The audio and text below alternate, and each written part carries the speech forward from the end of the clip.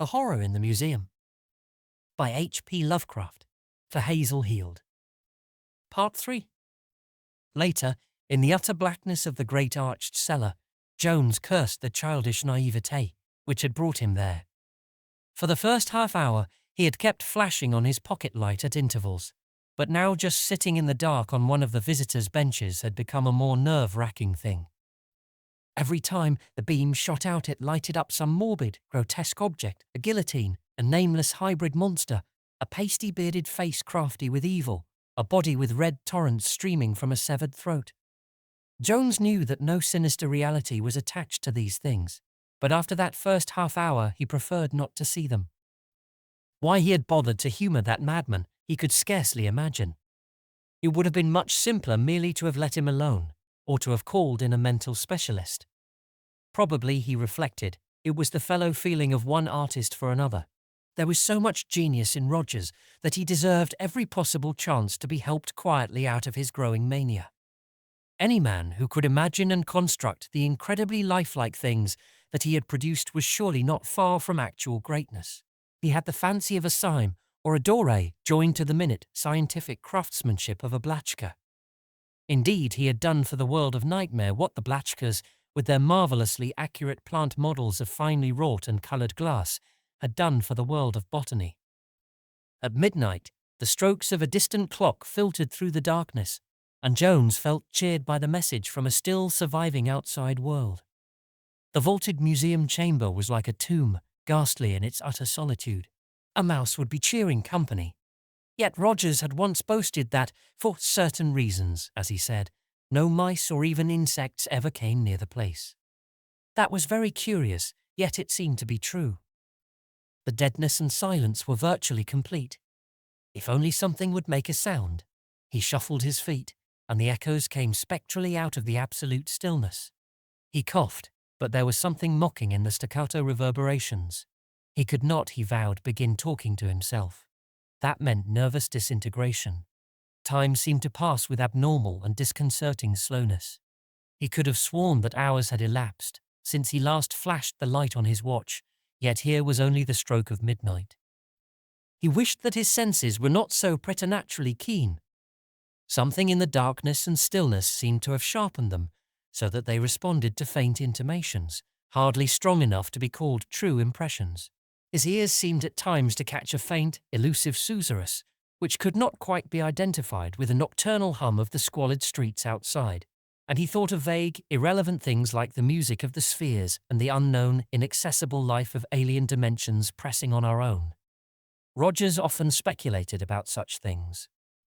The floating specks of light in his blackness-drowned eyes seemed inclined to take on curious symmetries of pattern and motion. He had often wondered about those strange rays from the unplumbed abyss, which scintillate before us in the absence of all earthly illumination, but he had never known any that behaved just as these were behaving. They lacked the restful aimlessness of ordinary light specks, suggesting some will and purpose remote from any terrestrial conception. Then there was that suggestion of odd stirrings. Nothing was open, yet in spite of the general draftlessness, Jones felt that the air was not uniformly quiet. There were intangible variations in pressure, not quite decided enough to suggest the loathsome pawings of unseen elementals. It was abnormally chilly, too. He did not like any of this. The air tasted salty, as if it were mixed with the brine of dark subterranean waters, and there was a bare hint of some odour of ineffable mustiness. In the daytime, he had never noticed that the waxen figures had an odour. Even now, that half-received hint was not the way wax figures ought to smell. It was more like the faint smell of specimens in a natural history museum, curious in view of Rogers' claims that his figures were not all artificial. Indeed, it was probably that claim which made one's imagination conjure up the olfactory suspicion. One must guard against excesses of the imagination. Had not such things driven poor Rogers mad? But the utter loneliness of this place was frightful. Even the distant chimes seemed to come from across cosmic gulfs. It made Jones think of that insane picture which Rogers had showed him. The wildly carved chamber with the cryptic throne, which the fellow had claimed was part of a 3-million-year-old ruin in the shunned and inaccessible solitudes of the Arctic. Perhaps Rogers had been to Alaska. But that picture was certainly nothing but stage scenery. It couldn't normally be otherwise, with all that carving and those terrible symbols, and that monstrous shape supposed to have been found on that throne. What a flight of diseased fancy. Jones wondered just how far he actually was from the insane masterpiece in wax. Probably it was kept behind that heavy padlocked plank door, leading somewhere out of the workroom. But it would never do to brood about a waxen image. Was not the present room full of such things, some of them scarcely less horrible than the dreadful it? And beyond a thin canvas screen on the left was the adults-only alcove with its nameless phantoms of delirium. The proximity of the numberless waxen shapes began to get on Jones's nerves more and more as the quarter hours wore on. He knew the museum so well that he could not get rid of their usual images even in the total darkness. Indeed, the darkness had the effect of adding to the remembered images certain very disturbing imaginative overtones. The guillotine seemed to creak, and the bearded face of Landru, slayer of his 50 wives, twisted itself into expressions of monstrous menace. From the severed throat of Madame Demers, a hideous bubbling sound seemed to emanate, while the headless, legless victim of a trunk murder tried to edge closer and closer on its gory stumps. Jones began shutting his eyes to see if that would dim the images, but found it was useless. Besides, when he shut his eyes, the strange, purposeful patterns of light specks became more disturbingly pronounced. Then suddenly, he began trying to keep the hideous images he had formerly been trying to banish. He tried to keep them because they were giving place to still more hideous ones. In spite of himself, his memory began reconstructing the utterly non-human blasphemies that lurked in the obscure corners, and these lumpish hybrid growths oozed and wriggled toward him, as though hunting him down in a circle. Black Tsathogia moulded itself from a toad-like gargoyle to a long, sinuous line with hundreds of rudimentary feet, and a lean, rubbery night gaunt spread its wings as if to advance and smother the watcher. Jones braced himself to keep from screaming. He knew he was reverting to the traditional terrors of his childhood, and resolved to use his adult reason to keep the phantoms at bay. It helped a bit, he found, to flash the light again. Frightful as were the images it showed, these were not as bad as what his fancy called out of the utter blackness. But there were drawbacks. Even in the light of his torch, he could not help suspecting a slight furtive trembling on the part of the canvas partition, screening off the terrible adults-only alcove. He knew what lay beyond, and shivered. Imagination called up the shocking form of fabulous Yog-Sothoth, only a congeries of iridescent globes, yet stupendous in its malign suggestiveness. What was this accursed mass slowly floating toward him and bumping on the partition that stood in the way? A small bulge in the canvas, far to the right, suggested the sharp horn of Noth-K, the hairy myth thing of the Greenland ice, that walked sometimes on 2 legs, sometimes on 4, and sometimes on 6. To get this stuff out of his head, Jones walked boldly toward the hellish alcove with torch burning steadily. Of course, none of his fears was true. Yet were not the long, facial tentacles of great Cthulhu actually swaying, slowly and insidiously? He knew they were flexible, but he had not realized that the draft caused by his advance was enough to set them in motion. Returning to his former seat outside the alcove, he shut his eyes and let the symmetrical light specks do their worst. The distant clock boomed a single stroke. Could it be only one? He flashed the light on his watch and saw that it was precisely that hour. It would be hard indeed waiting for morning. Rogers would be down at about 8 o'clock, ahead of even Orabona. It would be light outside in the main basement long before that, but none of it could penetrate here. All the windows in this basement had been bricked up, but the 3 small ones facing the court. A pretty bad wait, all told. His ears were getting most of the hallucinations now, for he could swear he heard stealthy plodding footsteps in the workroom beyond the closed and locked door. He had no business thinking of that unexhibited horror which Rogers called it. The thing was a contamination. It had driven its maker mad, and now even its picture was calling up imaginative terrors. It could not be in the workroom. It was very obviously beyond that padlocked door of heavy planking. Those steps were certainly pure imagination. Then he thought he heard the key turn in the workroom door.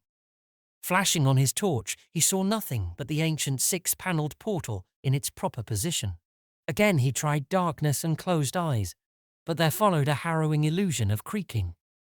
Not the guillotine this time, but the slow, furtive opening of the workroom door. He would not scream. Once he screamed, he would be lost. There was a sort of padding or shuffling audible now, and it was slowly advancing toward him. He must retain command of himself. Had he not done so when the nameless brain shapes tried to close in on him? The shuffling crept nearer, and his resolution failed. He did not scream, but merely gulped out a challenge. "Who goes there? Who are you? What do you want?" There was no answer, but the shuffling kept on. Jones did not know which he feared most to do: turn on his flashlight or stay in the dark while the thing crept upon him. This thing was different, he felt profoundly, from the other terrors of the evening. His fingers and throat worked spasmodically. Silence was impossible, and the suspense of utter blackness was beginning to be the most intolerable of all conditions. Again he cried out hysterically, "Halt! Who goes there?" As he switched on the revealing beams of his torch, then, paralyzed by what he saw, he dropped the flashlight and screamed. Not once, but many times. Shuffling toward him in the darkness was the gigantic, blasphemous form of a black thing, not wholly ape and not wholly insect. Its hide hung loosely upon its frame, and its rugose, dead-eyed rudiment of a head swayed drunkenly from side to side. Its forepaws were extended, with talons spread wide, and its whole body was taut with murderous malignity, despite its utter lack of facial expression. After the screams and the final coming of darkness, it leaped, and in a moment had Jones pinned to the floor. There was no struggle, for the watcher had fainted. Jones' fainting spell could not have lasted more than a moment, for the nameless thing was apishly dragging him through the darkness when he began recovering consciousness. What started him fully awake were the sounds which the thing was making, or rather the voice with which it was making them. That voice was human, and it was familiar. Only one living being could be behind the hoarse, feverish accents, which were chanting to an unknown horror. It was howling. "I am coming, O Ran Tegoth, coming with the nourishment. You have waited long and fed ill, but now you shall have what was promised. That and more, for instead of Orabona, it will be one of high degree who had doubted you. You shall crush and drain him with all his doubts and grow strong thereby, and ever after among men he shall be shown as a monument to your glory. Ran Tegoth, infinite and invincible, I am your slave and high priest. You are hungry, and I provide. I read the sign and have led you forth. I shall feed you with blood, and you shall feed me with power. Shub-Niggurath, the goat with 1,000 young." In an instant, all the terrors of the night dropped from Jones like a discarded cloak. He was again master of his mind, for he knew the very earthly and material peril he had to deal with. This was no monster of fable, but a dangerous madman. It was Rogers, dressed in some nightmare covering of his own insane designing, and about to make a frightful sacrifice to the devil god he had fashioned out of wax. Clearly, he must have entered the workroom from the rear courtyard, donned his disguise, and then advanced to seize his neatly trapped and fear-broken victim. His strength was prodigious, and if he was to be thwarted, one must act quickly. Counting on the madman's confidence in his unconsciousness, he determined to take him by surprise while his grasp was relatively lax. The feel of a threshold told him he was crossing into the pitch-black workroom. With the strength of mortal fear, Jones made a sudden spring from the half-recumbent posture in which he was being dragged. For an instant he was free of the astonished maniac's hands, and in another instant a lucky lunge in the dark had put his own hands at his captor's weirdly concealed throat. Simultaneously Rogers gripped him again, and without further preliminaries the two were locked in a desperate struggle of life and death. Jones's athletic training, without doubt, was his sole salvation, for his mad assailant, freed from every inhibition of fair play, decency, or even self-preservation, was an engine of savage destruction as formidable as a wolf or panther. Guttural cries sometimes punctured the hideous tussle in the dark. Blood spurted, clothing ripped, and Jones at last felt the actual throat of the maniac shorn of its spectral mask. He spoke not a word, but put every ounce of energy into the defense of his life. Rogers kicked, gouged, butted, bit, clawed, and spat. yet found strength to yelp out actual sentences at times. Most of his speech was in a ritualistic jargon full of references to it, or Ran Tegoth, and to Jones's overwrought nerves, it seemed as if the cries echoed from an infinite distance of demoniac snortings and bayings. Toward the last, they were rolling on the floor, overturning benches or striking against the walls and the brick foundations of the central melting furnace. Up to the very end, Jones could not be certain of saving himself, but chance finally intervened in his favor. A jab of his knee against Roger's chest produced a general relaxation, and a moment later he knew he had won. Though hardly able to hold himself up, Jones rose and stumbled about the walls, seeking the light switch. For his flashlight was gone, together with most of his clothing. As he lurched along, he dragged his limp opponent with him, fearing a sudden attack when the madman came to. Finding the switch box, he fumbled till he had the right handle. Then, as the wildly disordered workroom burst into sudden radiance, he set about binding Rogers with such cords and belts as he could easily find. The fellow's disguise, or what was left of it, seemed to be made of a puzzlingly queer sort of leather. For some reason, it made Jones's flesh crawl to touch it, and there seemed to be an alien, rusty odor about it.